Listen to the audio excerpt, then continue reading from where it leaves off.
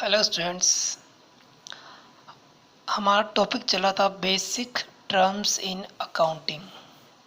मैंने पहले 2-3 वीडियो इसके बारे में बनाए थे, क्योंकि बेसिक टर्म्स का मतलब अकाउंट्स में जो यूज़ किए जाने वाले इम्पोर्टेंट वर्ड्स, जो हम आगे अकाउंटिंग करेंगे प्रैक्टिकली, तो उसमें हमारे कुछ वर्ड्स आएंगे। उन वर्ड्स की जानकारी होना आपको आवश्यक है। जो वर्ड्स हमारे अकाउंटिंग में रूटीन वर्क होगा, अकाउंटिंग का रूटीन वर्क में जो यूज़ में आएंगे, उनकी हमें जानकारी होना आवश्यक है। इसीलिए हम बेसिक टर्म्स के 2-3 वीडियो पढ़ चुके हैं। आज एक नया वीडियो, एक नया टॉपिक के साथ हम मिले हैं। अकाउंट्स को जनरली ऑनलाइन पढ़ना और पढ़ाना बहुत डिफिकल्ट टास्क है। अगर अच्छी अकाउंट्स पढ़नी है आपको, तो सबसे पहले क्या करना होगा, आपको एक वीडियो को कम से कम 3 बार देखना होगा।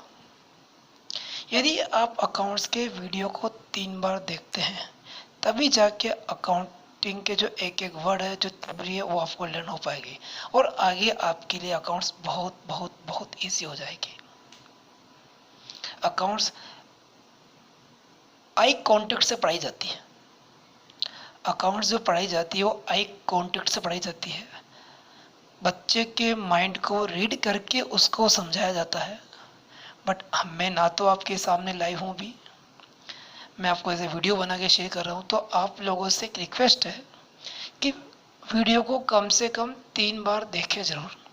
जब आप 3 बार वीडियो को देखेंगे तो डैम श्योर है कि आपको हर टॉपिक क्लियर होगा, और जो मैं पढ़ा रहा हूँ वही आपके लिए इम्पोर्टेंट। मैं बहुत सारी चीज़ें हैं जो नहीं बताऊंगा आपको, जो आपके काम की है, इम्पोर्टेंट, वही आपको सारा एक्सप्लेन कर रहा हूँ।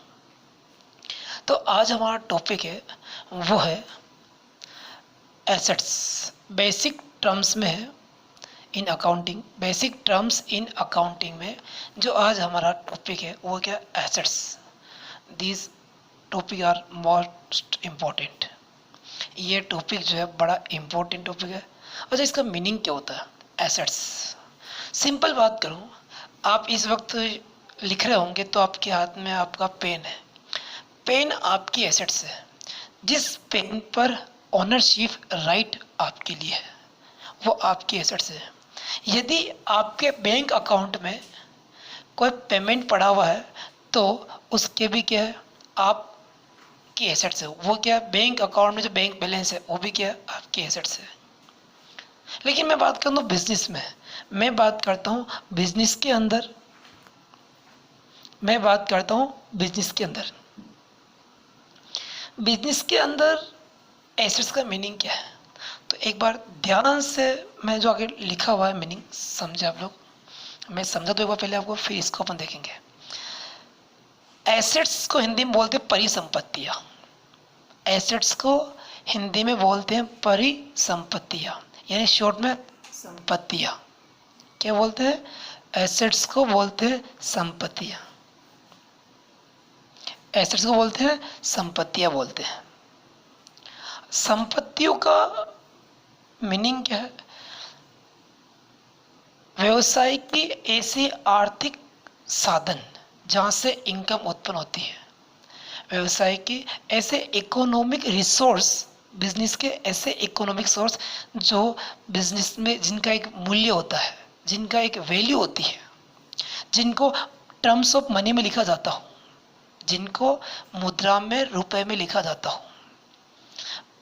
व्यवसाय के, सुनना ध्यान से, व्यवसाय के ऐसे आर्थिक साधन जो आय उत्पन्न करने में, इनकम उत्पन्न करने में क्या करते हैं, सहायता प्रदान करते हैं। वो जिनको रुपए मुद्रा में लिखे जाते हैं, जिनको मुद्रा में लिखा जाता है, और वो बिजनेस चलाने के लिए सहायता प्रदान करते हैं, बिजनेस को सपोर्ट करते हैं, बिजनेस चलाने में सहायक होते हैं, बिजनेस चलाने में सहायक होते हैं। यानी हिंदी में हम बोले तो अब क्या हो गया, बिजनेस के इकोनॉमिक रिसोर्स होते हैं, बिजनेस के आर्थिक साधन होते हैं, जिनका एक मूल्य होता है, जिनका एक मूल्य होता है, और जो बिजनेस के संचालन में सहायता करते हैं। अब इंग्लिश में बोल रहा हूँ, ध्यान सुने। Assets are economic resource assets are economic resource of an enterprises. Enterprise मतलब बिजनेस, व्यवसाय का एक इकोनॉमिक साधन है।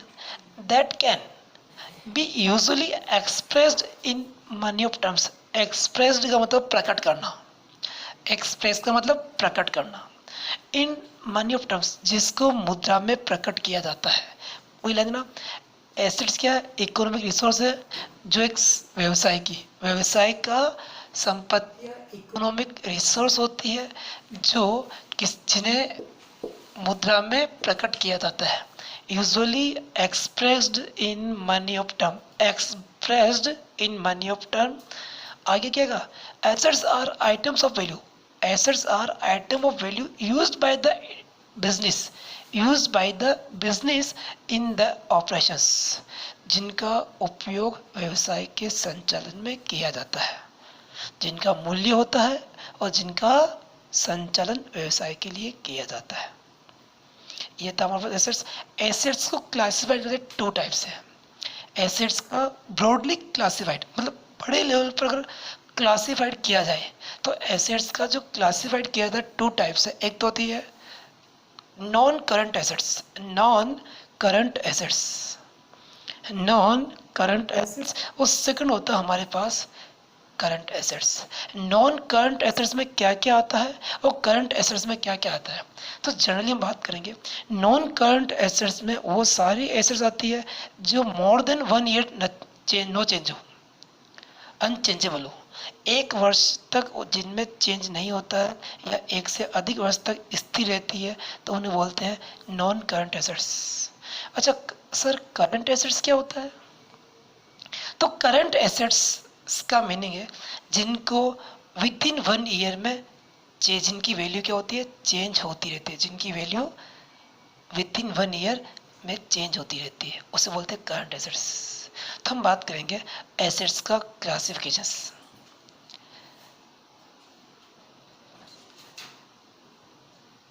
क्लासिफिकेशंस ऑफ एसेट्स,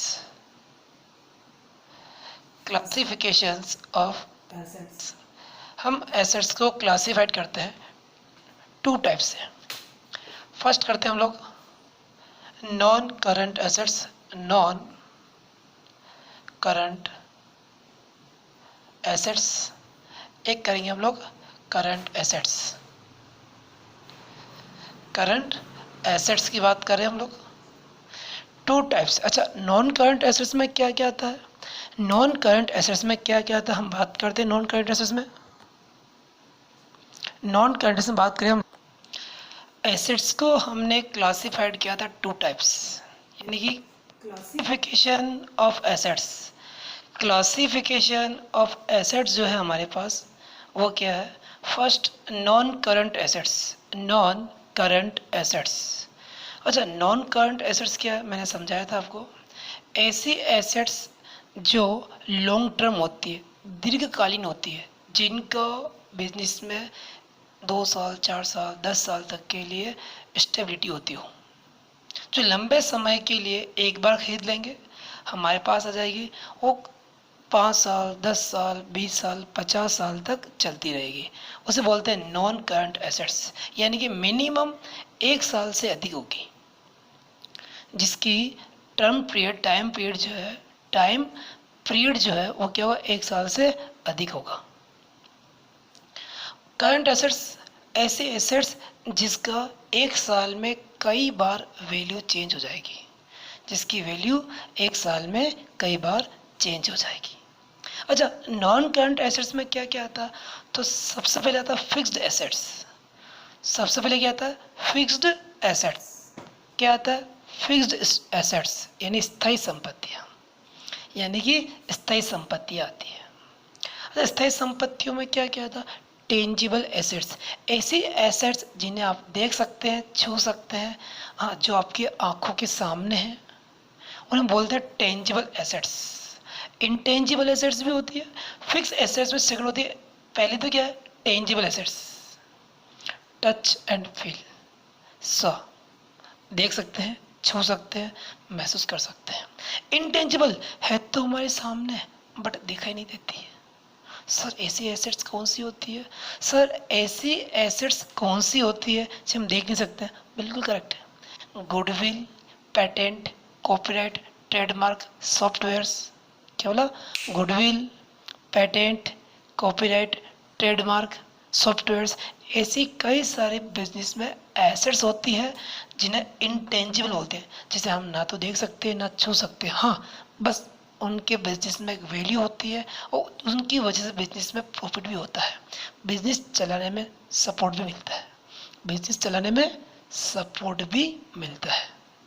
इंटेंजिबल से कैपिटल, वर्क इन प्रोग्रेस, ऐसे एसेट्स जिन पर अभी कार्य चल रहा है, ना तो पूरी एसेट्स है ना पूरा वो रॉ मटेरियल है, बिटवीन, यानी कि बिल्डिंग आदि बन चुकी है, अभी उस पर रेत, ईंटें, सीमेंट आधे से ज़्यादा काम हो चुका है, बट अभी वो बिल्डिंग कहलाने लायक नहीं है। तो क्या होगा? कैपिटल वर्क इन प्रोग्रेस, वो भी क्या होती है? Non current assets. Non current में फिक्स, फिक्स में कौन सा? Capital assets. Non current assets, non current assets, non current asset first कौन सी? फिक्स एसेट होती है। फिक्स एसेट्स में 3-4 प्रकार होते हैं। Intangible assets under development, intangible, intangible assets under development का। नॉन करंट एसेट्स का फर्स्ट पार्ट है फिक्स एसेट्स, फिक्स एसेट्स का फोर्थ पार्ट है intangible assets under development, intangible assets under development. ऐसी अदृश्य संपत्ति जिस पर हमारे रिसर्च चल रहे हैं, रिसर्च चल रहे हैं, बट उसका अभी तक हमें पेटेंट नहीं मिला, जिससे अभी तक हमने कॉपीराइट नहीं करवाया, जिस पर केवल हमने अभी तक एक्सपेंसेस कर रखा है, बट अभी वो पूरी तरह से डेवलप नहीं हो पाई है। हमने किसी चीज़ पर रिसर्च किया, रिसर्च चल रहा है, तो जब तक रिसर्च पूरा नहीं होगा तब तक क्या कहलाएगी? Intangible assets under development. तो मैंने बताया नॉन करंट एसेट्स, एसेट्स का first part non current assets, assets का first part non current assets, non current assets का first part fix assets. Fix assets में कितने पार्ट है? 4। बट हमारे काम क्या था? इंटेंजिबल एसेट्स और दूसरा इंटेंजिबल एसेट्स, सो टेंजिबल एसेट्स और दूसरा इंटेंजिबल एसेट्स। फिक्स एसेट्स का पहला पार्ट कौन सा है? टेंजिबल एसेट्स, जिसमें land, building, plant, machinery, motor vehicle को पूछते हैं टेंजिबल एसेट्स के एग्जांपल दो। क्या बोलोगे? लैंड, बिल्डिंग दिखती है हमें, प्लांट मशीनरी दिखती है हमें, मोटर व्हीकल दिखते हैं हमें, free hold property, free hold property दिखती है हमें, तो वो क्या कहलाएगी? Tangible assets. दूसरी कौन सी? Intangible, goodwill, patent, copyright, trademark, software, ये कहलाएंगे इंटेंजिबल। बहुत सी बार एग्जाम में आता है, what do you mean of intangible assets, right for example, या क्या बोला था? For example of intangible assets, give me for example of intangible assets. आप क्या बोलेंगे? गुडविल, पेटेंट, कॉपीराइट, ट्रेडमार्क, क्या बोलेंगे आप लोग? Goodwill, patent, copyright, trademark, software. कितने एग्जाम्पल दिए मैंने? 5, और भी है, बट हमारे को याद कितने रखना है? 4 याद रखना है। एग्जाम में कई बार क्वेश्चन आया हुआ है। क्या आया हुआ है? Give me for example of intangible assets. First क्या आएगा? Goodwill, patent, copyright, trademark. 4 example आप याद रखिए। सॉफ्टवेयर 5वां याद रखिए, ये हमारा। फिर आता है नॉन करंट इन्वेस्टमेंट, ऐसे इन्वेस्टमेंट हमने जिसको 2 साल, 4 साल, 5 साल के लिए बिजनेस के बाहर कहीं पैसा इन्वेस्टमेंट कर रखा है, तो उन्हें बोलेंगे नॉन करंट इन्वेस्टमेंट। क्या बोलेंगे? जिनको 2 साल, 4 साल, 5 साल बाद हमें आवश्यकता होगी तब पैसा निकालेंगे, इन्वेस्ट कर रखा है तो इन्वेस्टमेंट कहलाएगा, नॉन करंट इन्वेस्टमेंट। फिर बोलते हैं लॉन्ग टर्म लोन एडवांसेस, हमने कभी किसी को लॉन्ग टर्म पेमेंट दे रखा है, जैसे कि अपने एम्प्लॉय को कहा कि 5 साल के लिए आप हाउसिंग लोन हमसे ले लो, तो कोई लॉन्ग टर्म लोन दे रखा है। या हमने अपने एम्प्लॉय को एडवांस पैसा दे रखा है बेटी की शादी के लिए, बिजनेस ने अपने एम्प्लॉय कर्मचारियों को 5 साल के लिए कहा कि 5 साल बाद चुका देना, मकान बनाने के लिए या बेटी की शादी के लिए या किसी आवश्यकताओं के लिए दिया, तो क्या लगा? Long term loan and advances दिया हुआ, तो वो भी क्या है? Non current. फिर आता अदर, जो कोई फिक्स लॉन्ग टर्म एसेट्स होती है, नॉन करंट एसेट होती है, जो इनमें कहीं नहीं आती है, वो कहाँ आती है? अदर नॉन करंट एसेट्स में इंक्लूड होती है। तो कितनी हो गई नॉन करंट एसेट्स में? First fix assets, fix assets, फिर नॉन करंट इन्वेस्टमेंट, फिर कौन सी है? डेफर्ड, ये रह गया deferred tax assets, deferred tax assets, deferred tax assets ये क्या होती है? डेफर्ड टैक्स एसेट्स मतलब यदि हमने गवर्नमेंट को हमारा इतना टैक्स बनता है उससे हम ज़्यादा चुका देते हैं। मान लो हमारा टैक्स बना हुआ है 10 लाख रुपए, और हमने गवर्नमेंट को ड्यूरिंग द ईयर साल के बीच में 11 लाख रुपए चुका दिए। टैक्स बना कितना है? 10 लाख, हमने चुकाए कितने? 11 लाख। तो 1 लाख रुपए हमारा टैक्स का पैसा सरकार के पास पड़ा हुआ है, तो हमारे लिए क्या हो गई? एसेट्स। क्या हो गई वो? एसेट्स हो गई। आगे बढ़ते हैं हम लोग और देखते हैं कि इनके अलावा क्या बचते हैं? बस अदर नॉन करंट एसेट्स, जो इनमें कहीं नहीं आती है उसको हम कहाँ लिखते हैं? अदर नॉन करंट एसेट्स में इंक्लूड करते हैं। अच्छा sir, classification of assets 2 type किया था, फर्स्ट नॉन करंट एसेट्स, दूसरी कौन सी? Current assets. ये आपके लिए बिजनेस में यूज़ आती है। जैसे क्या क्या है? करंट एसेट्स में है करंट इन्वेस्टमेंट, शॉर्ट टर्म के लिए हमने 2 महीने 3 महीने 4 महीने 6 महीने के लिए पैसा इन्वेस्ट कर रखा है, बिजनेस का अमाउंट हमने कहीं इन्वेस्ट कर रखा है, तो क्या कहलाएगा? Current investment. Like marketable securities, marketable securities, temporary investments, जिन पैसे को हम कभी भी जब चाहे 2 दिन 5 दिन 7 दिन में बेचकर अपने नगद के रूप में कन्वर्ट कर सकते हैं, उन्हें बोलते हैं करंट इन्वेस्टमेंट। दूसरा इन्वेंट्रीज, शब्द पे ध्यान ना, इन्वेंट्रीज बिजनेस का स्टॉक, स्टॉक चाहे किसी प्रकार का हो, कच्ची सामग्री का हो, रॉ मटेरियल उसका हो, चाहे वर्क इन प्रोग्रेस अर्धनिर्मित सामग्री हो जो ना तो कच्ची है ना पूरी तैयार है, अर्धनिर्मित माल है तो वो भी क्या कहलाएगा? इन्वेंट्रीज। तैयार माल बेचने के लिए रेडी पड़ा हुआ है बट कहाँ पड़ा हुआ? बिजनेस में पड़ा हुआ है, तो क्या कहलाएगा? इन्वेंट्रीज। लूज टूल्स, जो नट बोल्ट पाना पिलर इस टाइप की बेरिंग्स वगैरह जो मशीनों में काम आने वाले कुछ पार्ट्स हैं वो पड़े हुए हैं, तो भी क्या कहलाएगा? इन्वेंट्रीज। जो छोटे छोटे टूल्स हैं, जो गुड्स है, यदि बिजनेस में पड़ा हुआ है स्टॉक के रूप में, तो क्या कहलाएगा? इन्वेंट्रीज कहलाएगा। यानी बिजनेस का स्टॉक क्या कहलाता है? इन्वेंट्रीज। ट्रेड रिसीवेबल, आपने अभी पढ़ा था थोड़े दिन पे लास्ट वीडियो में, डेटर्स, जिन लोगों से हम पैसा मांगते हैं, जो हमें फ्यूचर में पैसा देंगे, हमारे पास रिसीव होगा, पैसा आएगा, बिजनेस के पास क्या आएगा? कैश आएगा।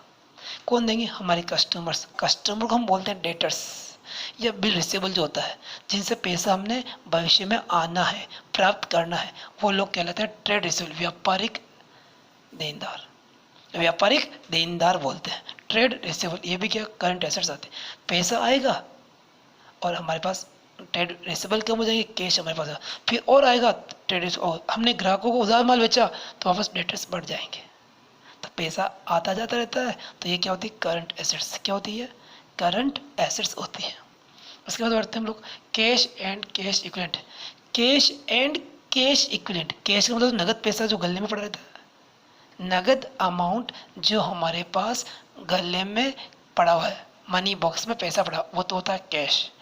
जो बैंक में बैलेंस पड़ा हुआ है, बैंक में बैलेंस पड़ा हुआ है, जो चेक में पेमेंट पड़ा हुआ है, डीडी पड़े हुए हैं, वो कहलाता है कैश इक्विवेलेंट। क्या कहलाता है? Cash equivalent. Cash equivalent items, bank balance कोई है हमारे पास तो कहलाता है कैश इक्विवेलेंट। फिर short term loan and advances, short term loan, यदि हमने अपने कर्मचारियों को 3 महीने की तनख्वाह एडवांस दी या 20,000 रुपये का हमने उसको लोन दिया है, तो उसकी तनख्वाह में से हम काट लेंगे, उसके वेतन में से काट लेंगे। यदि कर्मचारियों को 2-3 महीने के लिए यदि हमने कोई एडवांस मनी दी है या 3 महीने के लिए हमने उसको लोन दिया है, तो कहता है शॉर्ट टर्म लॉस, वो भी क्या देगा? करंट एसेट्स का ही पार्ट होता है, वो भी करंट एसेट्स का ही पार्ट होता है। फिर अदर करंट एसेट्स, यदि हम किसी से ब्याज का पैसा मांगते हैं, एक्रूड इंटरेस्ट, प्रीपेड इंश्योरेंस, ऐसी कोई भी करंट एसेट जो इनमें कहीं नहीं आती है, वो कहाँ आती है? यहाँ पे आती है अदर करंट एसेट्स के अंदर। कहाँ आती है? अदर करंट एसेट्स के अंदर। ध्यान दें आप लोग, करंट एसेट्स के कितने पार्ट है? 1 2 3 4 5 6 पार्ट है। करंट एसेट्स में पहला पार्ट है करंट इन्वेस्टमेंट, दूसरा पार्ट है इन्वेंट्रीज, तीसरा पार्ट है ट्रेड रिसीवेबल, फोर्थ पार्ट है cash and cash equivalent, fifth part है हमारे पास short term loan and advances, और लास्ट है अदर करंट एसेट्स पार्ट है। ये मेरे पास है एसेट्स के बारे में। बिजनेस में एसेट्स की पर्टिकुलर बहुत अच्छी वैल्यू होती है। तो आप लोग, एक इम्पॉर्टेंट टॉपिक था, हमने जो आने वाले लेसन्स हैं उनमें इसके बारे में बहुत बड़ा टॉपिक है, ये बहुत काम का टॉपिक है, इसीलिए मैंने इतना बड़ा टॉपिक बना के आपको समझाया कि एसेट्स की वैल्यू क्या क्या होती है, क्या क्या नहीं होती है। केवल आपको वीडियो सुनना है, कोई दिक्कत नहीं। कितना समझ में आता है नहीं आता है कोई दिक्कत नहीं, मैं आपको जब भी लाइव मिलूँगा तब मैं ये सब चीज़ें आपको आमने सामने होंगे तो आई कॉन्टेक्ट समझाऊंगा, और बिलीव करो आपको बहुत जल्दी एक बार समझाऊंगा, आपको 101% समझ में आएगा। बस रिक्वेस्ट है, वीडियो को कम से कम आप 2 से 3 बार देखें। बुक्स में भी है हमारे पास पूरा ये चार्ट बना हुआ है, आप चाहें तो आपकी बुक्स का पेज नंबर जो बता देता हूँ, उस पेज नंबर पर 15 है। पेज नंबर क्या है? पेज नंबर 15 पर पूरा ये चार्ट बना हुआ है। पेज नंबर 15 पे चार्ट बना हुआ है, उस पेज नंबर 15 पर आप जाके पूरा चार्ट देख सकते हैं। कोई भी दिक्कत हो तो आप मेरे से पूछ सकते हैं। ओके स्टूडेंट्स, आप कॉपी करना चाहे तो कर सकते हैं, एक बार इसको आराम से पूरा कॉपी करना चाहे तो कर सकते हैं। Thank you.